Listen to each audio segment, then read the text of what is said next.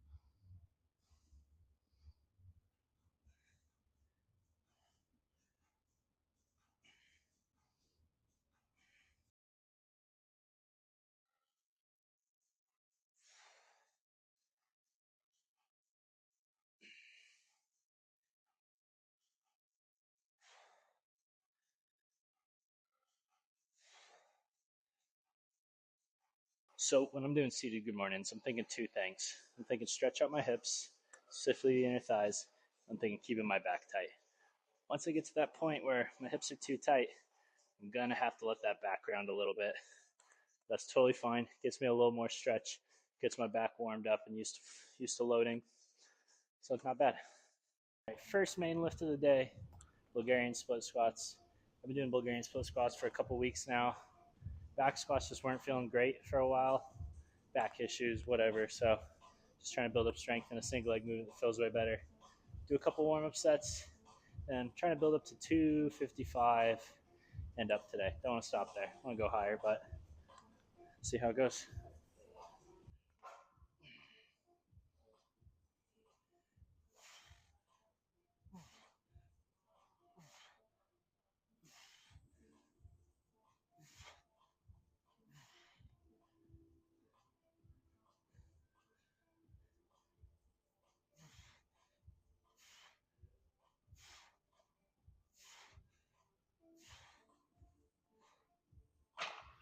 1A Bulgarian split squats, 1B superset cable rows. I like superset and upper body and lower body movements on my full body days purely for a time saver. If I'm doing Bulgarian split squats, I'm gonna have to rest 3 minutes in between sets. But if I do these in between, I only have to rest about 90 seconds each, which doing the math might end up to the same amount of time, but it feels like it's moving faster, at least. So at least in my warm-up sets, I'm gonna superset them. With these, really focusing, getting a good stretch, and then not going way too far back. Don't want to use my low back in this, but I want to keep it to my upper back.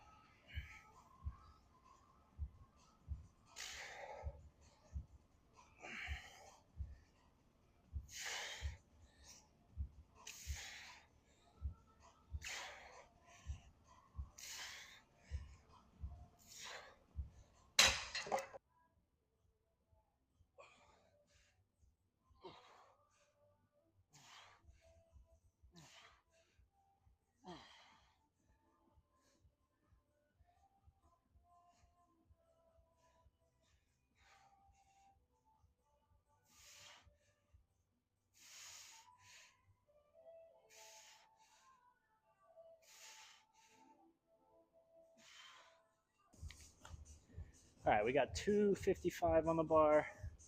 Last week we did 2 sets of 5 at this, so I'm really hoping this feels good and we can go 265 on set number 2 and call it there.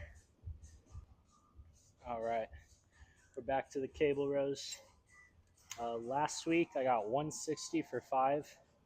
I always track my top sets. I don't really track anything but the top set.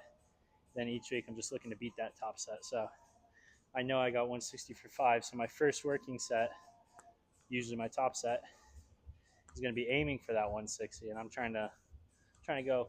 If I got 5 last week, I'm trying to go 6. If I can get 7, I'll go 7. If I get 8, I'll go 8. I'm just trying to hit failure, go as heavy as I can, and beat what I did last week. Oh, that feels better. Oh.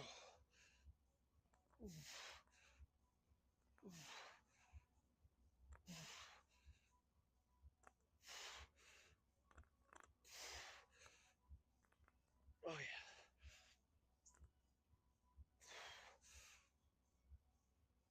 Okay. Nice. Trainer tip of the day: unilateral movements. Almost everybody has a dominant side, so always start on your non-dominant side. You have more energy. It's at the beginning of your set. You can give better output to that side, and it helps kind of build up those imbalances. If you always start with your right leg, or if that's your dominant side, it's always going to keep getting stronger than your left. You're always going to be fatigued going into your left, and you're going to half-ass it. So start on your left leg. We got 265 on the bar. We're going up this week.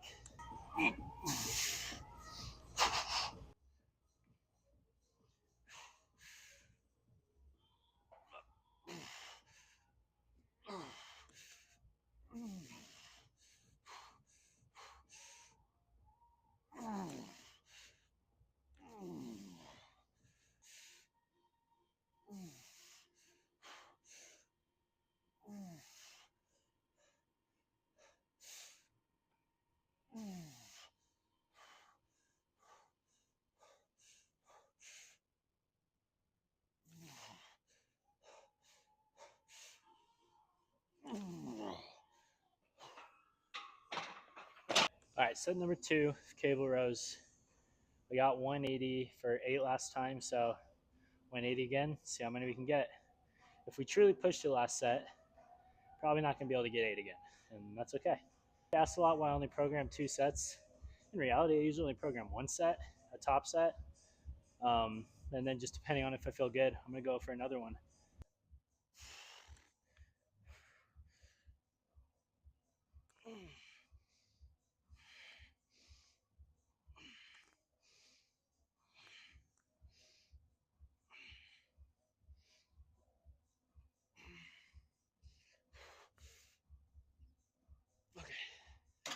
Okay, superset number 2, we got good mornings standing with the Kabuki strength transformer bar. First gym I've been at that has one of these. I've been messing with it, really like it. And then strict overhead press. So we did our lower push, upper pull. Now we're on to lower pull, hinge, whatever you want to call it, upper push.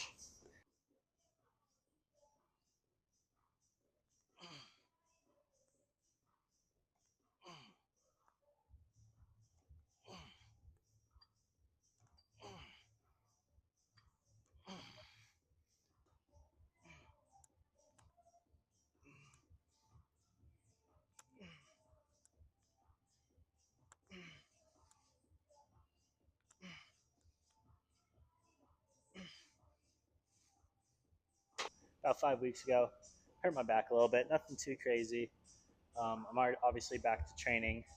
I'm not hinging as heavy as I would like to be, but we're getting back to it. But today, started my warm-up sets feeling a little bit stiff, so I have a couple options. I could stop my workout, I could change my workout, do something different, or I could try to do something to make myself feel better so that I could do my workout. And that's the option we're going with. So I know that my back hurts when I kind of go into a rounded position. So training the opposite position usually is going to help with that.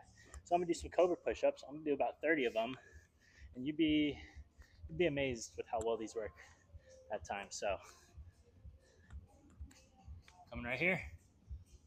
Cobra push-up, letting my hips be heavy. I'm just busting these out.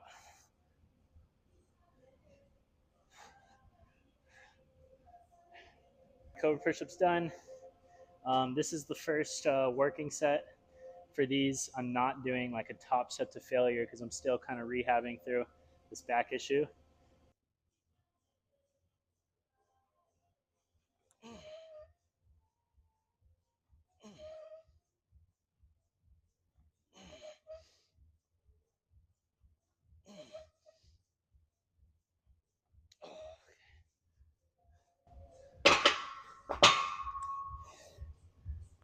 voila.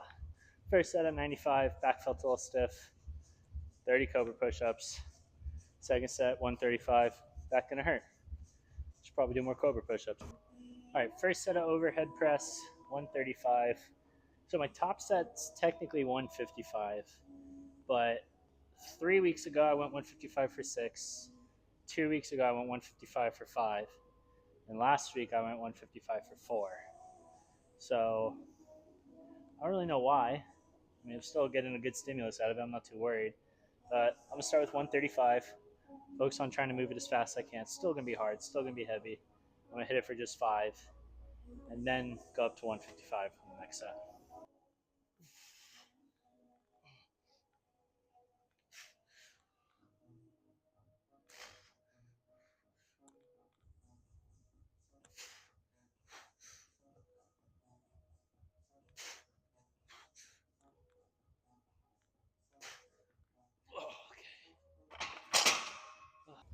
All right, last set felt pretty good. No pain. I felt strong. So, 25s on each side, 185.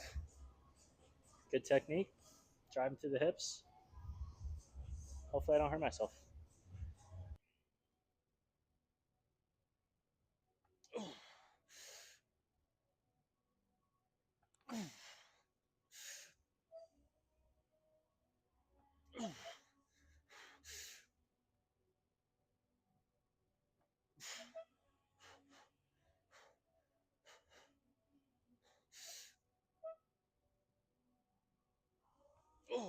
Yeah, that felt good. Felt hard. So, do another set there.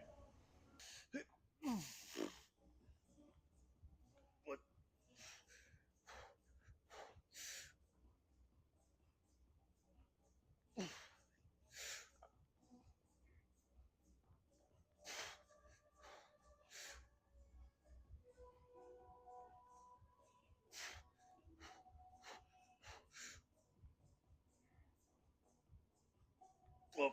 Oh, that was a little ugly. Oh, okay.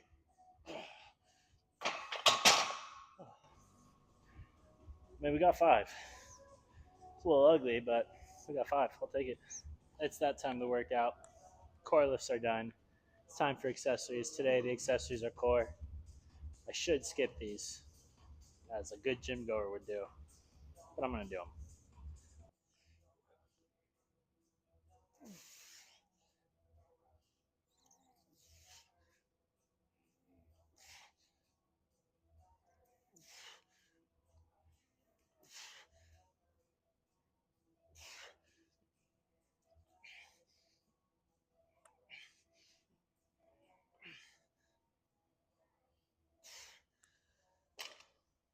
I like doing weighted abs. When I think of a good exercise, can you load it? Can you progress it? Is it hard? When I think of most traditional ab training, like flutter kicks or anything that like lasts 60 seconds, that could have applications if you actually need that. But if you want to get your abs stronger, you want to get them bulkier, train them like you would every other muscle. 4 to 10 rep range, train them heavy, progressive overload. That's what I'm doing here.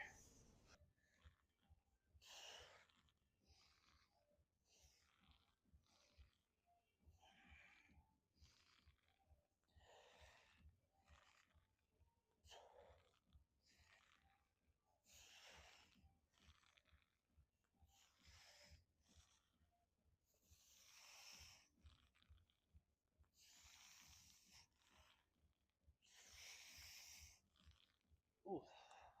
But a missing piece in a lot of people's training is hip flexion, basically driving your knee up.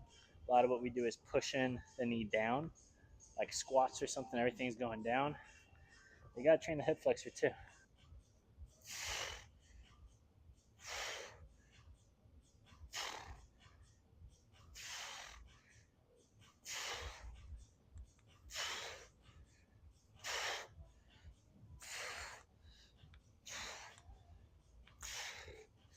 Ooh, oop. Oh well. All right, we're gonna do all these accessories just one more time. Again, 2 sets.